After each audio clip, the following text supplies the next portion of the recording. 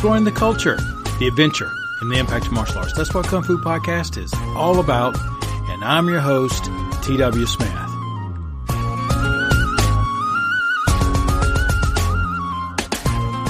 Thank you so much for joining me today in an episode where we're going to look at the 5 factors for choosing a martial arts school. Before I begin the conversation about the 5 factors that you might want to consider for choosing a martial arts school, I want to give you a little bit of a backdrop what it was like for me over this past Father's Day weekend. I spent most of the Father's Day weekend fathering. My son, who recently turned 14, suffered the loss of his first pet. He found her unresponsive, and then we had to take her to the vet, which was about 9:30 or 10 o'clock on Saturday night. And the vet said that she had suffered an aneurysm and was brain dead. And after my son listened to everything, he made the emotional decision to have her euthanized. So for the rest of the weekend, we were learning to manage some of the emotions such as loss, disappointments. There was even moments of just being angry, that something like this could happen without any level of warning. The tearing of love, fear, what if I got another pet and the same thing happened? So there was a lot of things going on, and it just really reminded me of fathering on Father's Day and how important all of our fathers were. And fathers not just being by blood. I mean the men who were in your life that came maybe 1 or 2 generations or affected a man who affected you. And we oftentimes think about in our traditional martial arts that we hope that we develop ourselves and that we give others an opportunity to develop themselves in a way that they could help impact others along the way. So to each one of you who take the time to practice fathering, and I mean fathering from the standpoint of either you are a dad or maybe you are a mom that is having to play both roles. I just wanted to say thank you for the efforts that you make to trying to provide guidance to the young folks who are coming along. The other thing that kept us real busy and me real busy over this past week is my son's preparation for the end-of-year exams, which is kind of like these global big exams they have here in the U.S. And so we've been studying algebra and going through all the congruent angles of a triangle and all that other kind of stuff. And I have been scratching my brain to remember the language and the techniques of scholastic mathematics. So that is part of the reason why this particular podcast has been recorded on Wednesday, and hopefully I'm going to get it out on Wednesday this afternoon, depending upon how everything goes. The next topic I had put up on our list here for today was something that actually just kind of caught me in general reading, and it was all about young athletes, particularly martial arts athletes in this story, who are cutting weight in order to make it into tournaments. The story was put out by the Chicago Tribune, and it's all about a 14-year-old who is trying to make weight for their karate tournament. And the article is an effort to make sure that making weight doesn't turn into an eating disorder that happens in young athletes. It was written by James Fail on June the 14th, 2017. Mr. Fail is writing about his daughter, who at the age of 14 had earned the gold in Karate Canada National Championships. Then, a couple of months later, she took the gold again at the USA Open Karate Championships, which put her in contention to compete in Ecuador. The girl's mom is a physician. Mr. Fail, her dad, writes many articles exposing fad diets and the risks of developing eating disorders because of these different fad diets, and in particularly in young girls. So as they were watching their young daughter perform and doing well, they wanted to make sure that she had an opportunity to stay within her weight class, but yet keep her health and long-term behavior in a good place. And this is where they bring in a clinical officer, Dr. Ovidio Bermudez. And the article says, quote, Chief Clinical Officer at the Eating Recovery Center in Denver, noted that the risk of eating disorders is higher among athletes in judged sports compared with those in refereed sports. Weight category sports like karate, wrestling, and boxing are refereed. By comparison, Bermuda explained, gymnastics and figure skating are both judged sports, but are more appearance-focused. Bermuda says that parents should keep an eye out for behavior changes in young athletes, end quote. Critical to keeping the kids safe, the article has a couple of recommendations, and the first is planning. Make sure that if the weight needs to drop, that it's done so gradually 2 months out. Things like reducing and eliminating fruit juices and sodas, then reducing unnecessary carbohydrates occasionally, or even restricting carbohydrates occasionally to trigger an excess water drop. That's something that bodybuilders do all the time.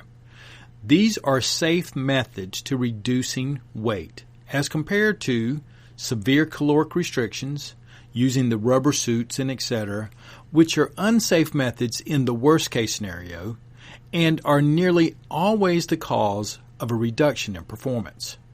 The second recommendation they have is almost a shame that they have to recommend it, and that is to make sure that the child is in the correct weight class to begin with. Dr. Bermuda says that you must monitor the child as they are going through competitions. The kids are going to start off wanting to do well, but if the attitude begins to shift from wanting to do well to getting very down on themselves or becoming obsessive, that is where you as an instructor and or a parent must intercede. There's a very good chance that that child will be developing bad habits that are going to lead to long-term problems or disorders. Some of the things that they recommended that you might want to do when you intercede is to remind the child of the spirit of the activities, brotherhood, sisterhood, sportsmanship, and recognize that the performance is important to all of us, especially if you have any sort of competitive drive. However, you cannot sacrifice long-term health and well-being in order to meet a temporary level of performance. I thought that the article was prevalent mostly because it was recent, it was in the Chicago Tribune, and it discusses something that we all have, or at least if we compete, we have, which is this wanting to do well. And when the young folks begin doing it and they get out there and they compete, they can get drawn into things that can create them problems down the road. And as we've gotten older, hopefully we can reach out to them and draw them back in and help them see things from a different perspective and keep them safe. This next article you may have no interest in if you're not an instructor of a martial arts school. However, if you have any questions about whether or not the martial arts school that you're currently in or wanting to attend is right for you, you may get some really good information out of this next session. And if you are a good martial arts instructor, like friend of the program Gretchen Carlson, then we want to remember as martial arts instructors that we have our perspectives of what our style or our school should have and what should be in there, but the general public may be getting taught something different, and that's something you want to be aware of. Most of all, it doesn't appear in this article that it was written per se by a martial arts instructor, but someone who is trying to provide an overview of martial arts schools and provide some guidance to the general public about what to look for. And it was titled, How to Choose a Martial Arts School, Considerations for Making the Right Decision. It was posted at trueinspiredliving.com. And for the most part, they divide the article into two parts, facilities and instructors and what to look for. The first one we talk about here all the time, and we just did a couple of times with the episode with Jamie Clubb's essay on things that are likely missing in your cross-training martial arts program, clarity. So their first recommendation in this article at trueinspiredliving.com is know what you are wanting to practice. But their take on it is slightly different than my usual list. Theirs is kind of like a division of subdivisions of health and personal development. The 5 things that they list as perhaps reasons that the general public may be interested in a martial arts school is first, self-defense. Second is to develop an overall sense of well-being and self-confidence. Third is to lose weight. Fourth is to gain flexibility and coordination. And the 5th is to acquire more discipline. So in my mind, that was 3 of about 7 areas that someone may want to practice martial arts. And the first one was self-defense. The second was character development, developing ourselves and having a philosophical way of life and a way to conduct ourselves. And the third was physical health, to lose weight and to gain more flexibility and coordination. There's 2 subdivisions for that. The article continues, and they pose the possibility that the person may be interested in martial arts as a form of light recreation, and they recommend that you find a community center with the program in it, and that may do the trick for you. However, if you want all the benefits that traditional martial arts has to offer, like self-defense and personal development, then you're going to need a full-time professional school. They reemphasize that deciding what you really want out of your training is an extremely important step in choosing the best school for you. Step 2 is pick a school and instructor that best matches your needs. So you know what you're looking for. Now you're trying to find a school and instructor that meets those needs. Then they go through 5 factors in selecting the right martial arts school for you. The first one is assessing the instructor. You want to find the right instructor. So they recommend that you look and pay attention to how the instructor greets visitors and how do they treat the students. Is it friendly and well kept? Something else that they look for in the instructor is they ask how advanced should the instructor be? Should they have a lot of titles and trophies? What they say is that having a champion doesn't mean you have the best teacher. High rank within an art doesn't make the instructor a good teacher. However, the chief instructor should be a black belt or the equivalent, depending on the art.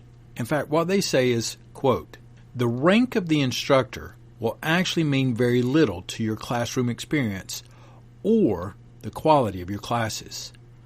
What an instructor has accomplished is not as important as what he or she can do for you. It's a whole lot more important to find an instructor who cares about the students and makes them the focal point instead of seeking all the attention for himself or herself. Titles and trophies signify excellence in competition. So, titles and trophies are great if the same person is also a good teacher. If you can find an instructor with great credentials, medals, belts, etc., who also cares about his or her students and is able to effectively transmit that information over to them, then you have the best of both worlds." End quote. They tell you to look to see, is the school clean? Is it kept up pretty neat? How far away is the school? You should select a school that you can at least attend classes twice a week, is their recommendation. Then they get into an interesting part of the conversation that I was really glad that they did, which was, how much should I expect to pay for martial arts training? What they say here is paying for martial arts lessons is really a lot like buying a car or anything else. You frequently get what you pay for. Cleanliness, professionalism, quality, safety, and individual attention is what usually separates the higher-end schools from the cheaper schools. Most schools charge what they think they are worth. So, if you want the best instruction, you should expect to pay a price that is a little higher than normal. But what's normal? In 2007, the average price in the United States for martial arts training was approximately $100 a month.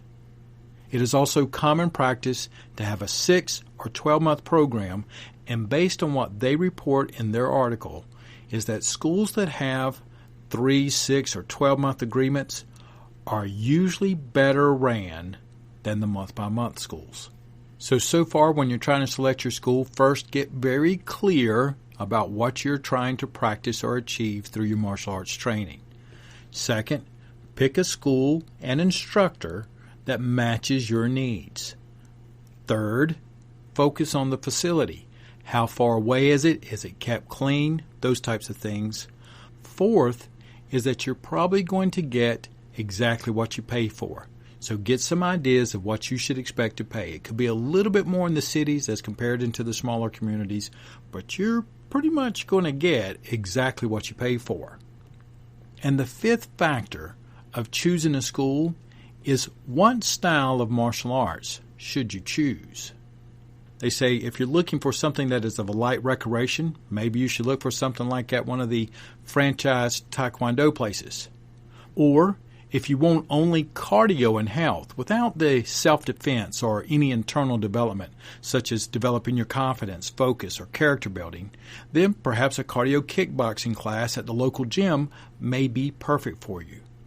However, they say if you're looking to be connected to a culture, learn the techniques and forms of our traditional arts with what they say is, quote, perhaps a little self-defense as a side consideration, end quote, then Kung Fu, Karate, and Taekwondo may be your first choices.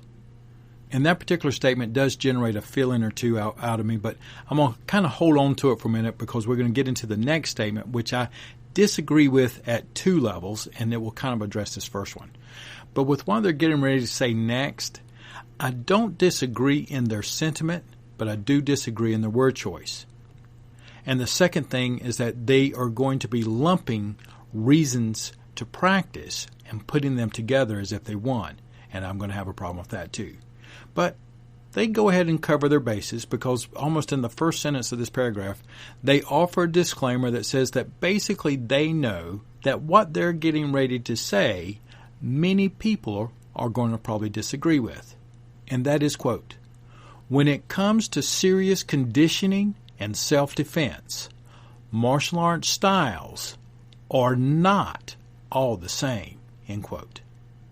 The article goes on to say things like boxing, wrestling, jiu-jitsu, Muay Thai, and other arts like that are great when, quote, it comes to conditioning and realistic self-defense, end quote. So basically what they're doing is they're saying some styles are carrying more toward heavy conditioning and self-defense. And that is the first issue I have. Collectively putting self-defense in with physical conditioning as if they were one is inappropriate. I am a former wrestler, and there is a massive amount that is not included with wrestling that you're going to need if you're going to be practicing self-defense.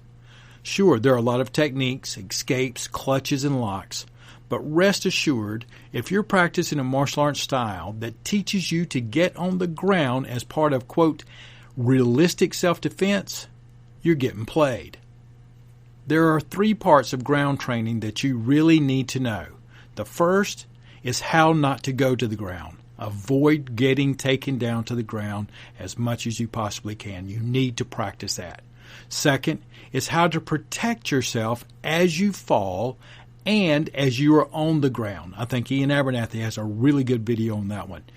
And the third is how to use any means necessary, including headbutts, groin shots, throat punches, eye gouges, and biting to get up in realistic self-protection. Because you can be rest assured that when your ass is on the ground, your lights are going to be going out very soon thereafter. The other component of that is that self-protection should be studied within the context of the laws to the domain of which you reside. It should also include the prevalence of the type of crime and assaults to that area and, probably most importantly, to your skill set. As Bill Parcells would say, if you are a giraffe, learn to be a giraffe. If you are a zebra, learn to be a zebra. But what you're going to do first in the martial arts world is develop your plan A. Be the giraffe or be the zebra. And then later, you're going to develop a contingency skill set. And the reason is because in the Kung Fu, there's a proverb that says, fight with the spirit of the tiger until you meet another tiger. Then fight like a crane. And what it means is that when two tigers fight, there's usually only one outcome. One is dead and the other is maimed. So first, develop your skills so that you can fight with the confidence of a tiger. Then learn to develop a contingency skill set.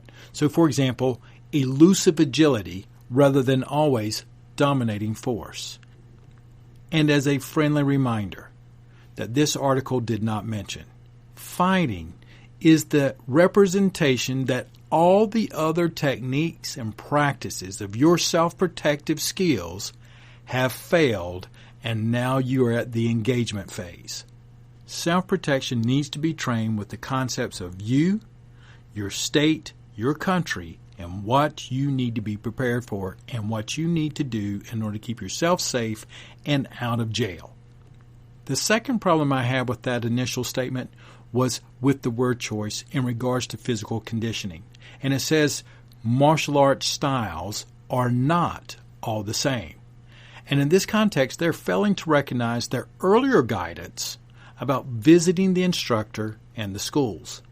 There are plenty of traditional martial arts schools, including mine, and you could probably see that by Ian Abernathy's schools, Ando Mirzwa, Peter Constantine's work, Troy Price, Andrea Harkins, and Jamie Clubb, that they put an emphasis on physical conditioning inside of the training of their traditional martial arts. Now, granted, some schools do not emphasize impact conditioning, anaerobic conditioning, strength training, and agility, but that is often more of an instructor's choice rather than a style's direction. Like Joe Rogan said in Kung Fu Podcast number 55, many martial arts instructors come out and they don't look like they could get their ass down and do 5 push-ups. And that is sad. But trust me, you could find an instructor in exactly the same style that could unload a can of fitness whoop-ass on you. So don't just consider the style. Make sure that you look at the instructor and let them show you if they emphasize conditioning or not.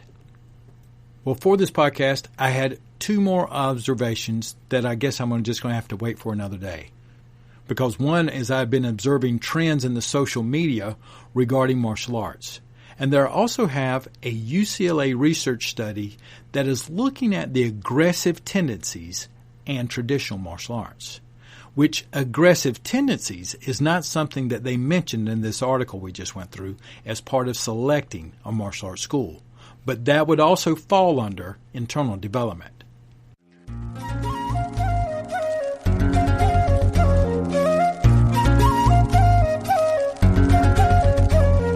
Exploring the culture, the adventure, and the impact of martial arts. I greatly appreciate you joining me today and letting me be part of your martial arts journey. If it was your first time here today at Kung Fu Podcast, I hope you got some good information from it. And I just want to remind you that coming up here on July the 1st is the Simple Meditational Program's 11-day meditational challenge, and it's free. I'm going to be leading it over in our Facebook group. You can sign up for it at simplemeditationprogram.com. Coming up in the near future, we're going to have interviews with martial arts instructors and martial arts actors and actresses. Got some more research to share with you. And as another reminder, coming up in September, Ian Abernathy is going to be hosting a fantastic martial arts seminar here in North Carolina up in the mountains this fall. If you can, I would highly recommend it. I went up there to visit him one time myself, and it was great. You can find any information you want by going to kungfupodcast.com/Franklin. That's the name of the town it's going to be held in, Franklin. Have a great practice. Do your best. And again, thank you to each one of you who make a real effort to being a good father. It's probably the most important job you're ever going to have. I'll be talking with you again soon.